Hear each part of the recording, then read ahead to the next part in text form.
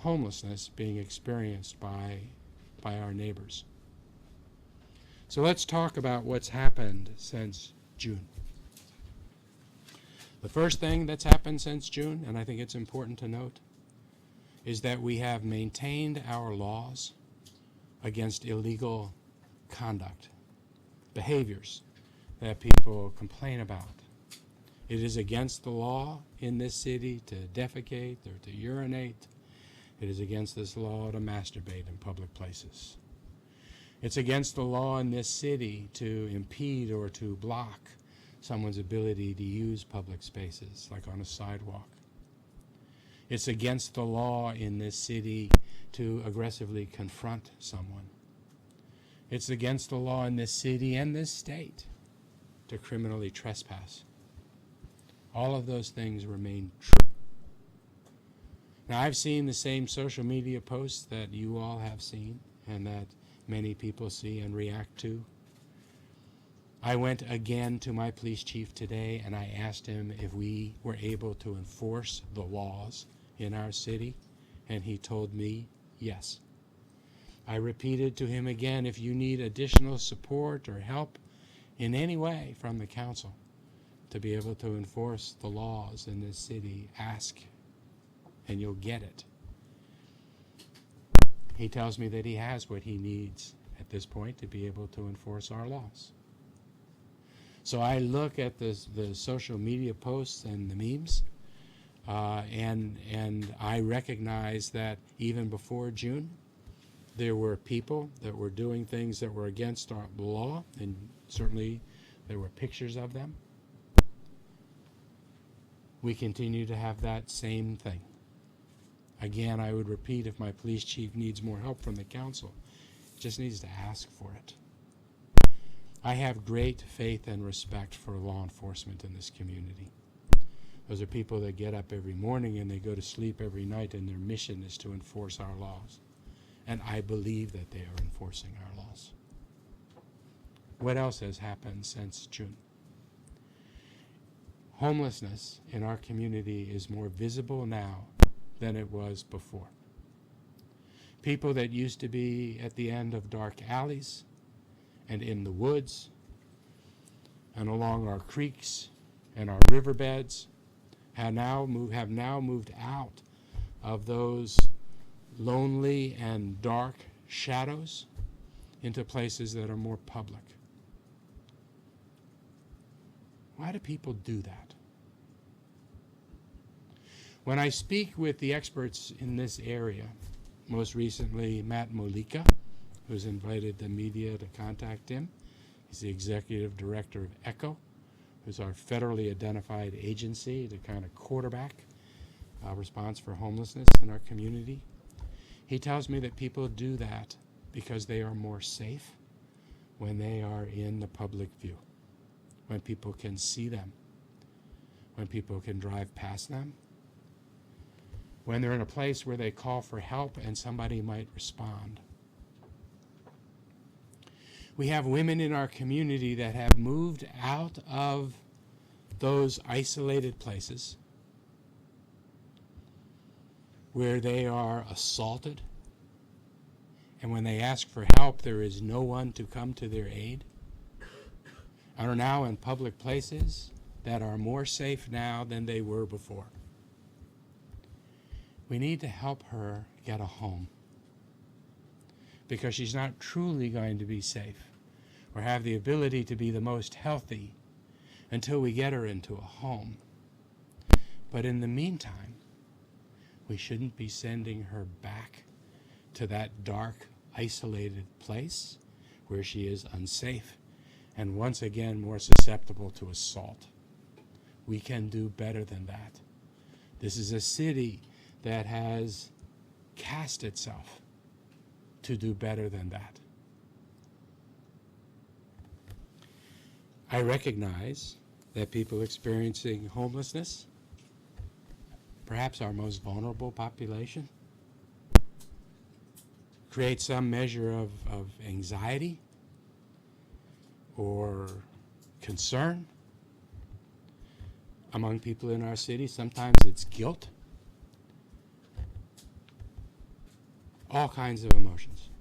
I recognize that's true. You know, we have some people in our city that are only concerned about preserving public spaces in as pristine and uninterrupted way as they can be. And there are people in our city that are only concerned about the most vulnerable in our city without regard to public spaces. But most of the people that live in Austin are concerned about both. The wonderful thing about this social challenge is that it doesn't make any difference if you're only concerned about people or places, or like most of us concerned about both. The answer is the same. We have to get people into housing, and then with the appropriate services, because we know that that works. Austin, Texas, one of a handful of states in the country that was able to reach effective zero veteran homelessness. We didn't do that by taking our vets that were experiencing homelessness and hiding them. We didn't even fix that by building large institutions to house them. We did it by writing down their names and then one at a time figuring out what it was that that person needed. Working with the apartment association and the real estate council, working with ECHO and Caritas and Salvation Army and Community First, and finding people better places to live. We know what works.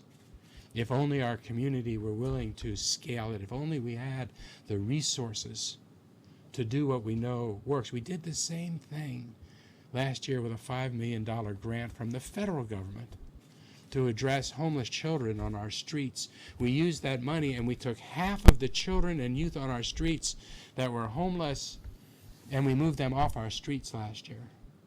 I hope this year we finish that job.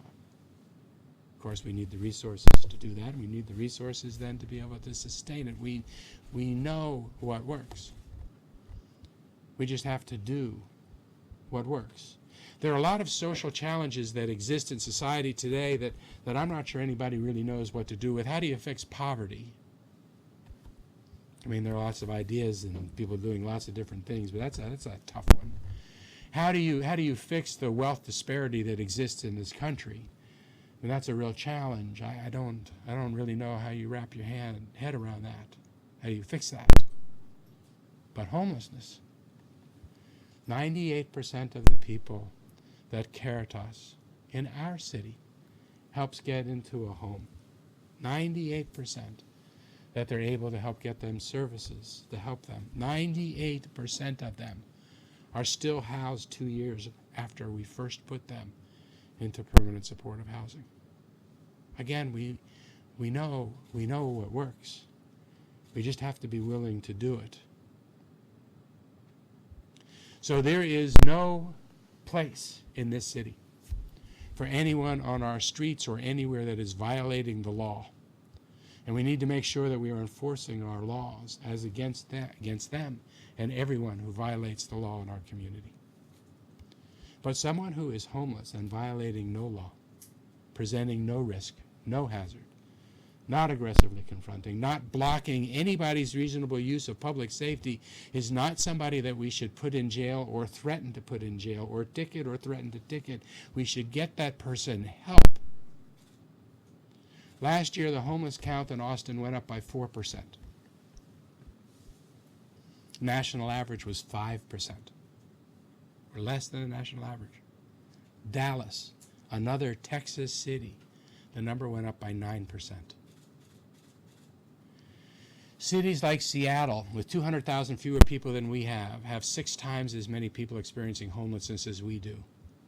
The homeless count in LA last year went up by 16%. They have 40,000 people, almost, experiencing homelessness in LA. We will only become like LA and Seattle if we don't fix this problem. If we do as those cities did and just hide the problem, leaving people in the least safe places and pretend like the challenge doesn't exist or it doesn't deserve the resources or the commitment to actually fix it. Now that said, I have now a letter from the governor. And again, I understand the concern that he has for Austin, not only because it's a Texas city and he's our governor, but also because he's a constituent of Austin. There are some people that read this letter as a threat. I want you to know I understand the seriousness of this letter, but I choose to read this letter as an offer of assistance. And this is not a city challenge. It is a statewide challenge. In fact, it's not even really just a state challenge. This is a national challenge among cities around the country. I look at this letter from the governor, and he points out that the Health and Human Services Commission might very well be able to bring us assistance in this city and all Texas cities. And I want you to know how much I welcome that offer of support and assistance. We have a statewide agency that can help us with communicable diseases and with sanitation and with health protection. Yes, it became harder for us to clean up under our overpasses when the state, which used to do that, decided not to do it anymore less than a year ago and turned it over to the city to take care of. That's okay. We'll do that. What we are doing is we're redoubling and expanding the capacity in this city to be able to take care of trash in our city, as we have camps with more people, because it's important for us to do. But if the state would help us with that would be really welcome and important help. I would point out to you that, when you have 10 people that are sleeping under an overpass and they're in sleeping bags, you can drive past that overpass hundreds of times and probably never see the people that are there. We now have Good Samaritans in our community that are delivering tents to people in our community that are experiencing homelessness. When you take those same 10 people and you put them in 10 tents under the same overpass, it looks like there are a lot more people. That's part of what we're seeing in this city. The governor points out that the Department of State and Health Services, DSHS, also has the ability to be able to help cities in this regard, to help us with the communicable diseases. We know that people that are homeless in our community and in cities across the state are sometimes are at higher risk for contracting communicable diseases. We know that to be true. The governor points out that folks, homeless Texans, he says, are more than 70 times more likely than the general population to contract tuberculosis. The state should help us with that. The way that you fix this is you take people out of homelessness. The person who's experiencing homelessness under our bridge or in the woods next to the creek is no more or less likely to contract tuberculosis or typhoid. They're homeless. They're experiencing homelessness. They're susceptible of that. We could use the state's help, would welcome the state's assistance to help take people away from those kinds of threatening conditions. The Texas Commission on Environmental Quality, TCEQ, the governor points out that water quality could suffer if there's defecation and other waste resulting from Austin's homeless people experiencing homelessness because of the concentrations of E. coli. He's absolutely right. Of course, we have no more people defecating today than we had in May. We have the same number of people urinating today as we had in May. There were probably more people in May close to creeks and rivers in our city because they were hiding and they were in those dark, unsafe areas But the governor's absolutely right. Until we're able to do something about the challenge of homelessness in our city, our rivers and our creeks are going to be at risk. In the meantime, we could use some assistance helping us, resources with porta potties. We could use some assistance in cleaning up under the overpasses that the state used to help us clean up. We could use those kind of resources to help us. The Department of Public Safety has the ability, as the governor says, to prohibit criminal trespassing. My police chief tells me that he is policing criminal trespassing, and criminal trespassing is something that our officers are handling. And again, we've offered to our police chief any assistance that he needs in order to be able to enforce our laws.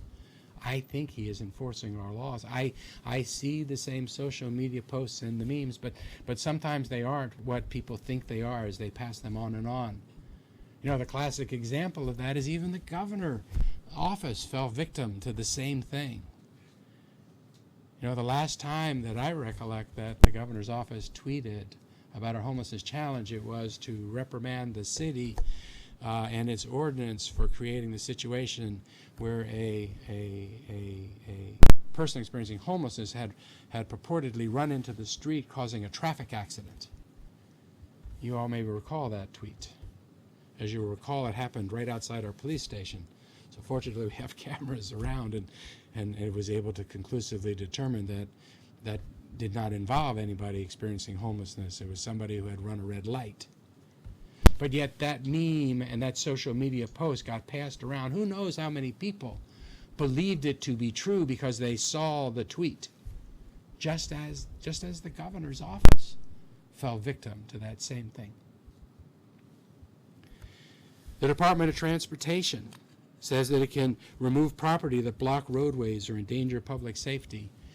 It's against the law to block roadways. We don't think our roadways are being blocked. So I'm not sure what additional help we need on that. But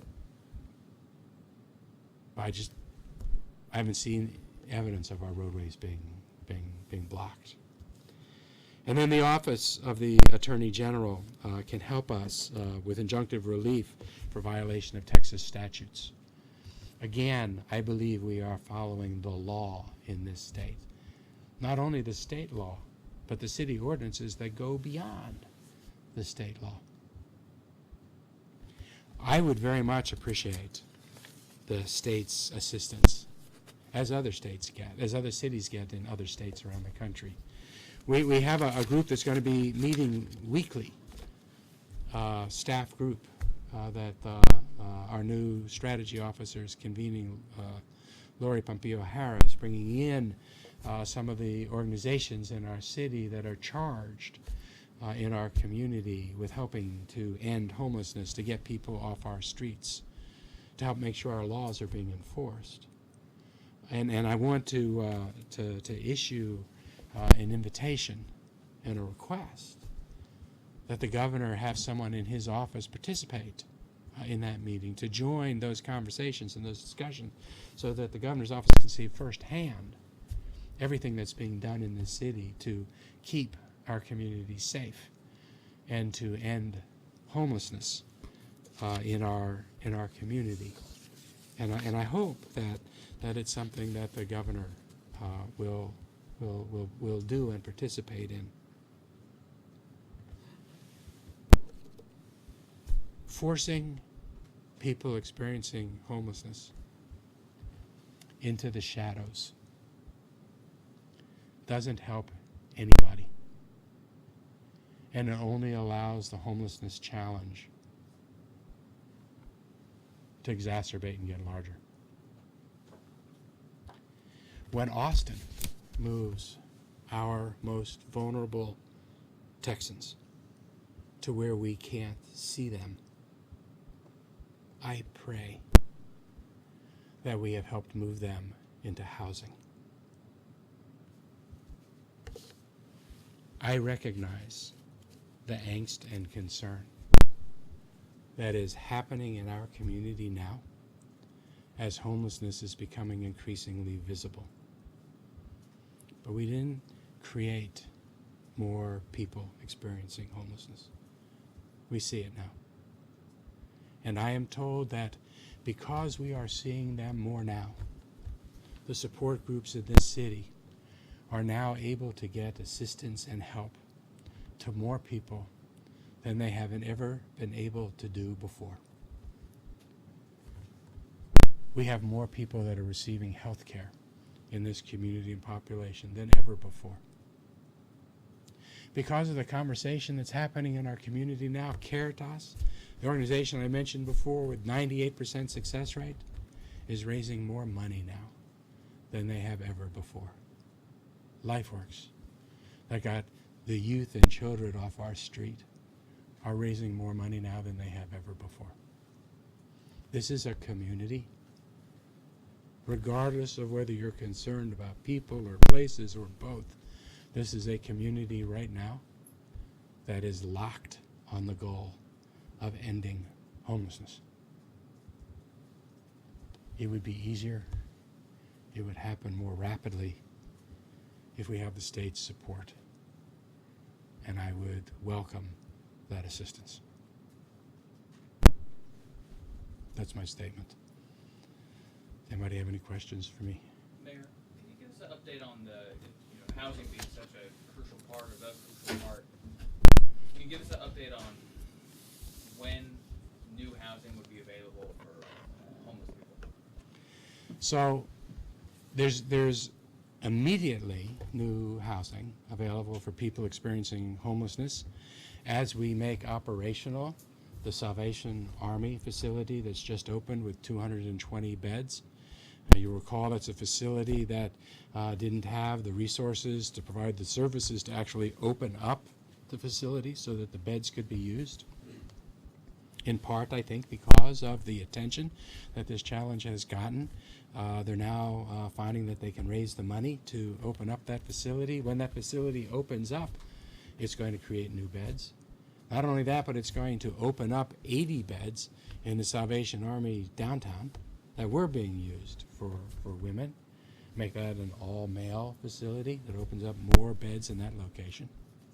We have people in the community that are stepping forward right now with properties that we might be able to consider buying that don't require a lot of rework to make available. Specifically, I'm talking about some hotels. And I know that our staff now is looking at those. I hope we move forward on that kind of thing rapidly and quickly. But remember too, when we housed the veterans in our community, it wasn't because we created new institutions for housing veterans. Part of it were landlords that were now stepping forward and saying, I want to be part of this. Because we have apartments in the city that could be available. We need landlords that are willing to take in somebody who's experienced homelessness. We created a risk fund when we were back dealing with the veterans so that we could remove a lot of the risk and potential that landlords might have had if someone trashed out a place or if somebody moved out and you lost rent. My understanding is we're moving to recreate that now so that we can pull that again. It was a fund operating outside of government, so a landlord could actually call in the morning and pick up a check in the afternoon, something probably the government doesn't do really well. But we need to do that as well as we find housing in our city for people. I know that Community First is expanding its operation now and needs financial assistance and support to be able to do that. Caritas wants to extend its physical plant and is looking for support and assistance to do that. There's some additional money, as you saw, that the council put to this, $17 million, additional money on top of what was in the budget that is now available for Lori and the manager to come to us and say, this is how we think this money should be put to work. I don't know the exact way that they would recommend that happen. I know that we have $30 million available to us that this council will initiate out of the Waller Creek bond funding. I know that the conversations are happening right now to get the dedicated income stream for housing out of the TPID, which is in part contingent on what happens in the Proposition B election. Assuming that Proposition B does not pass, then I would hope we would be turning on the TPID money in short order immediately after that election. If Prop B does pass, then that probably will remove that avenue for a while for us. What's your view there on the deadline? 30 days from now, 29 days from now, The governor says he wants to see action by the 1st. My hope is that the governor starts seeing action by next week. And I hope he sees more action every week, and I hope that his office is part of those meetings so that he can see firsthand what's happening, in hopes that maybe the governor's office would see opportunities to bring resources to help us, to try things, then that the governor might also then want to take to cities like Dallas or San Antonio or other cities that have a challenge as well. Yeah, what's the extent of your conversations with the governor been like up to this point? Did his letter come as a surprise, or has he ever expressed these sentiments to you in the past? The governor hasn't expressed any sentiment to me directly. I saw the tweets that happened before, but the concern that he's expressing is a similar concern that I'm hearing from most constituents that live in Austin. This is a challenge that's really visible right now, and I think that most everybody is concerned about making sure that we are not comfortable or accepting of people camping in our city, because we're not. No one wants people camping, lying in our city.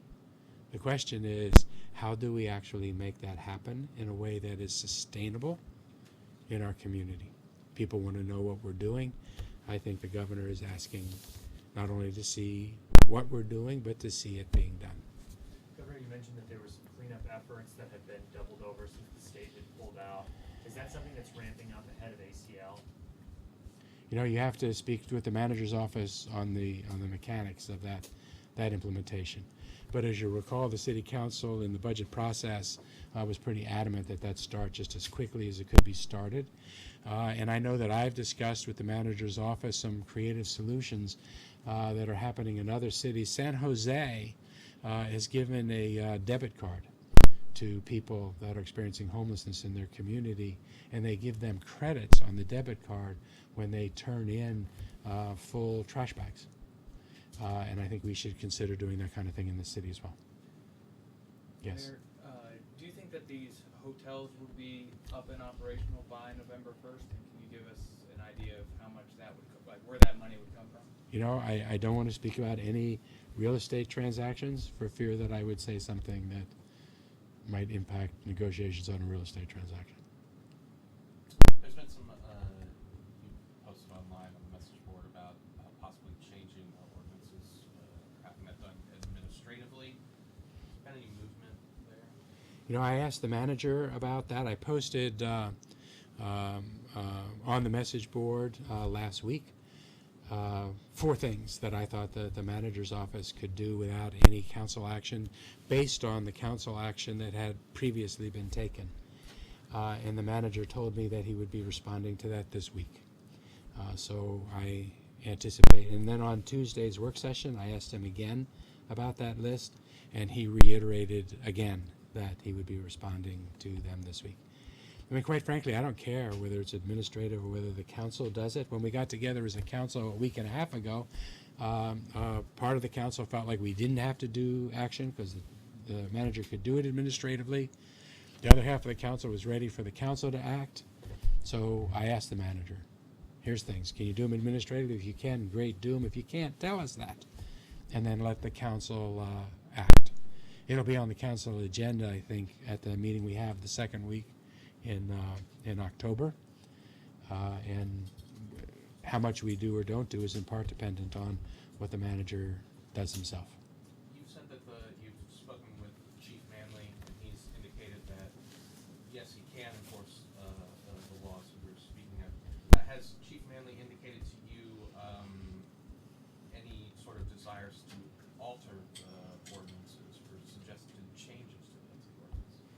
The chief has not spoken to me about changing any of the ordinances. I've asked him to tell us if any changes to those ordinances would help facilitate his ability to enforce our laws, and he hasn't recommended any changes to me.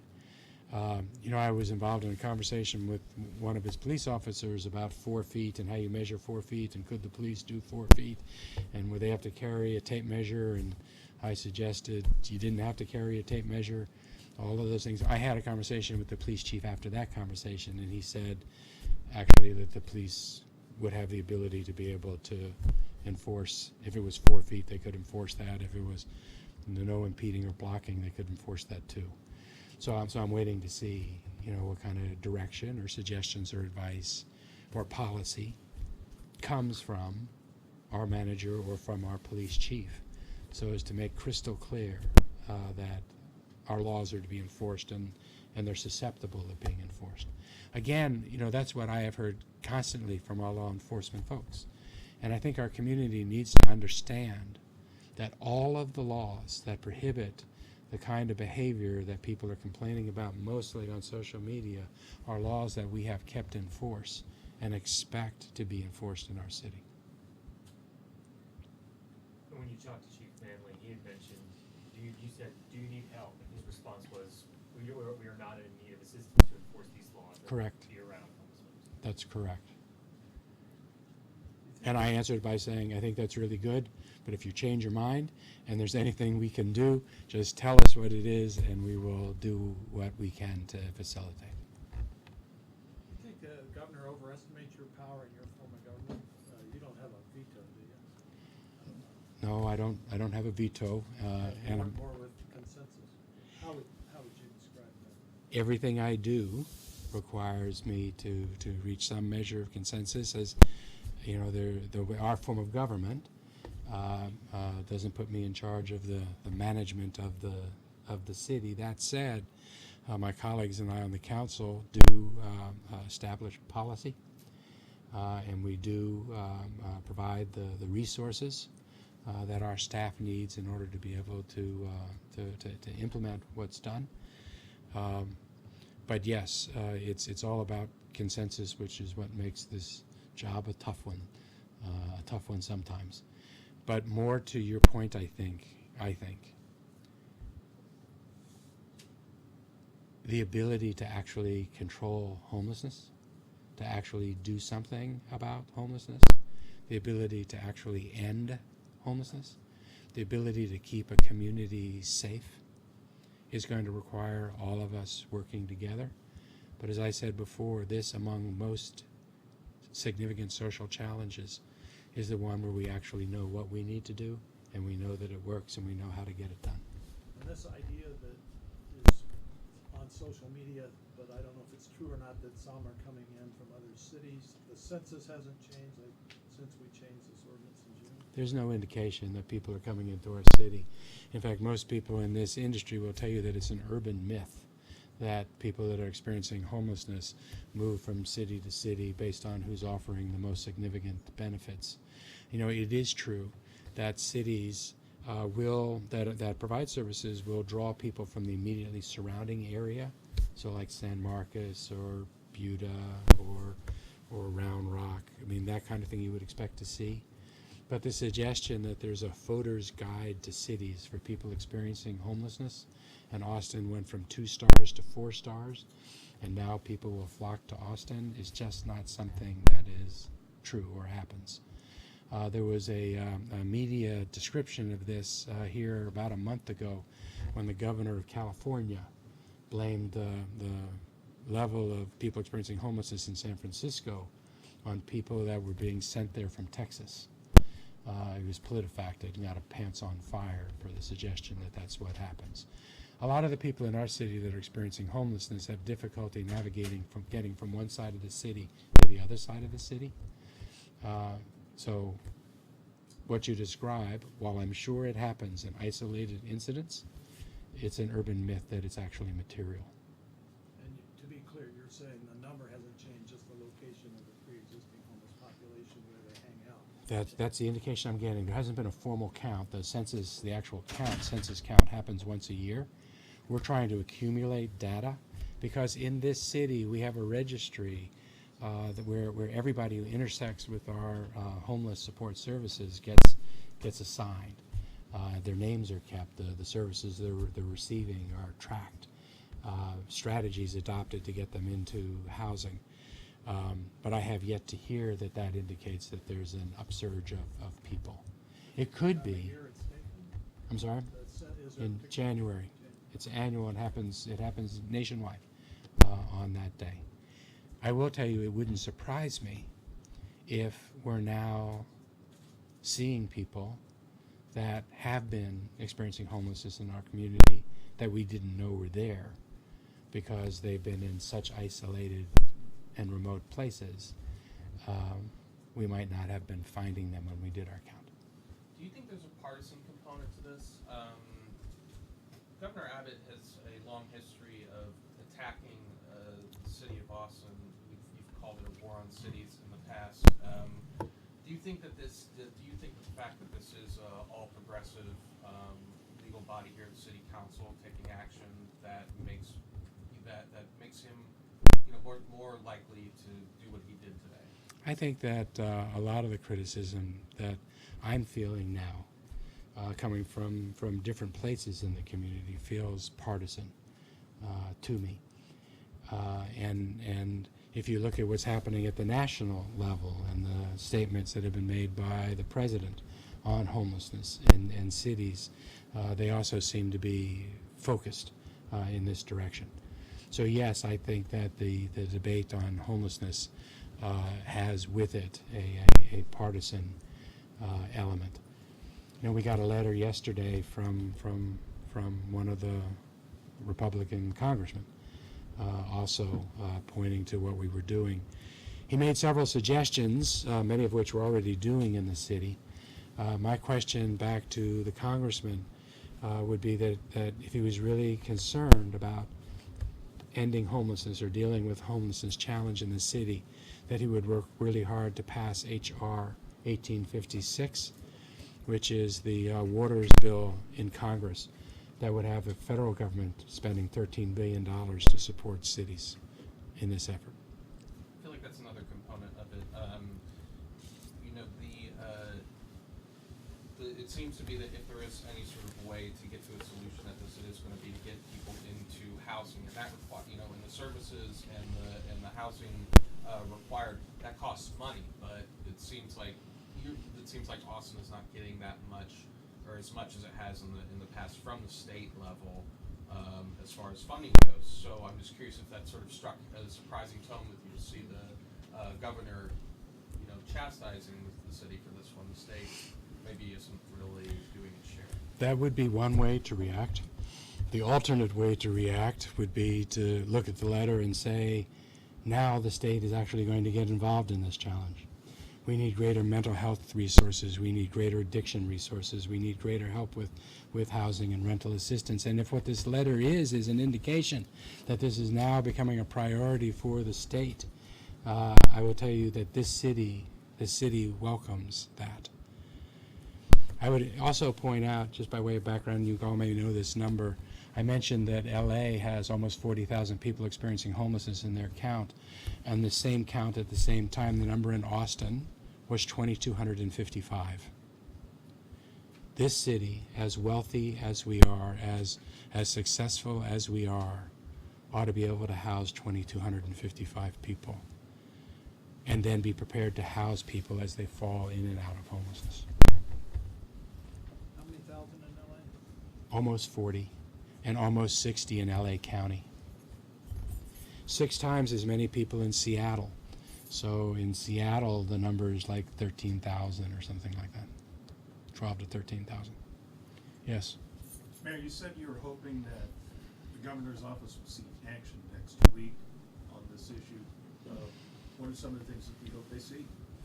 Well, hopefully we're going to learn from the manager when he reports on the 4 questions that I asked him last week. I mean, I'd like to know specifically how we're redoubling efforts to help clean and police, in terms of garbage and waste, the areas where people are gathering in our city. I'd like to know that we've moved forward in explaining one way or another to finally put to bed the memes in the community about whether our ordinances are enforceable or not, and then giving whatever they need. I hope that the city manager starts taking a look at whether there are places in our city where people are not safely being. I would hope that our manager would look at the public health aspects of having mattresses and upholstered furniture in places, which is not healthy, I don't believe, and can serve as a basis for typhoid.